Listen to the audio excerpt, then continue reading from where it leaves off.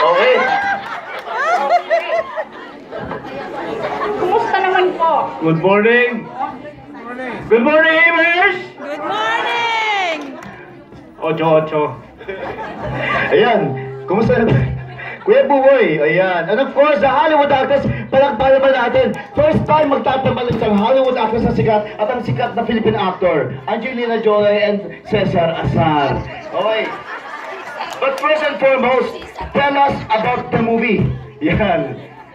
Cesar, tell us about this movie. Ano bang pelikula to? Okay, ito yung movie na dapat yung panoorin pero kasi ito yung entry ng Metro Manila Film Festival. Ito yung Moro Amin meets Jezebel. Oh, ha? Napakaganda. Huwag niyo kaligtayin, hindi panoorin po ito.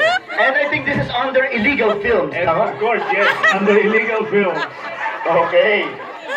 So, konting short story lang ng kwento na to. Short story lang. Actually, itong story ito, nagkita kami sa... Si Angelina Jolie po OFW siya. Nagkita kami sa karagatan ng Australia. Noong nakatulukuyan doon kami nag-meet, okay? Napakaganda. Huwag niyo kaligtayin dahil napakagandang ending story po nito. Panoorin po ninyo. Akala ko may Olympic competition ng mga Serena Chocoy. Okay. Ito naman, kasi, nabalitaan kasi namin na during the shooting, first day ng shooting, nakagat daw ng limpa ang dila ni Angelina. Kaya limited ang pagsagot niya ng yes or no lamang sa interview. Okay. Oh, Miss Angelina. Okay.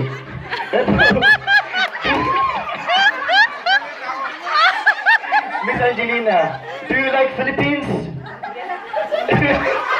Okay. Pasensya na ho kayo ha, nakagathook talaga ng limpa ang kanyang dila. Okay. And so, is it really fun in the Philippines as you heard before? Yes. Alright. Palakpakan niyo na sa Angelina. Okay. Siguro, no? Idol nito ang mga isda talaga, kaya gusto yung maging Jezebel. But anyhow, are you willing to do another movie, in the Philippine cinema, if given the chance again? Yes. Okay, yun. Very positive. Ngayon naman, punta tayo naman kay Cesar. Okay. So, etong narinig namin kasi, etong gusto ko na compliment talaga dahil ilang taong ka na Kuya Cesar ngayon? 100 plus na naman? 100, okay. Akalain nyo, palakpakan nyo naman. 100 years old. Maraming salamat sa Global Products. Okay. At I heard na, Miss Angelina, you're also taking the Global Products, yeah? Yes. Okay. Thank you very much. Okay. Pero itong kwento, after ng first shooting day, na nakagat daw siya ng lintas sa dila, okay? Ano naman itong kwento na lahat daw ng series, ng the rest of the scenes daw, ay sa dalampasigan na ng kinunan. Ano bang nangyari? Ay, oo.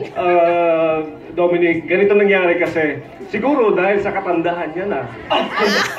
Hindi niya na mabuluktot yung kanyang mga lita. Kaya nahihirapan siya magsuot ng kanyang, di ba?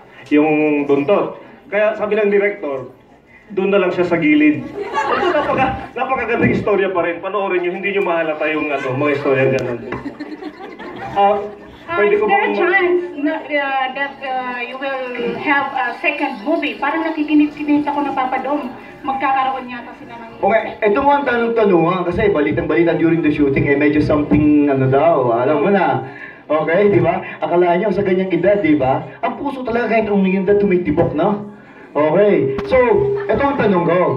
May posibilidad ba na bukod pa sa second movie pa ninyong gawin, magkaroon din ng extension ang yung working relationship into something?